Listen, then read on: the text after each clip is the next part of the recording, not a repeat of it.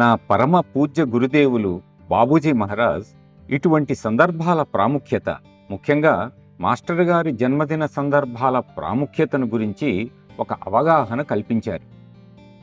ఇది పరిమళంతో కూడిన ఒక చల్లటి సరోవరంలో స్నానం చేసినట్లు ఉంటుంది.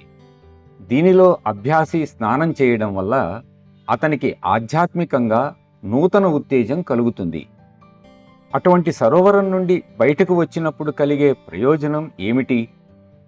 దానిలో నుండి బయటకు వచ్చినవాడు చల్లగాను మరింత పరిశుభ్రంగానూ ఉంటాడు. అయితే ఎవరైతే దీనిలో సంపూర్ణంగా మునగగలుగుతారో ఆ వ్యక్తి అందులో మునిగిన పరమానందాన్ని అనుభూతి చెందుతూనే ఉంటాడు అని అన్నారాయన.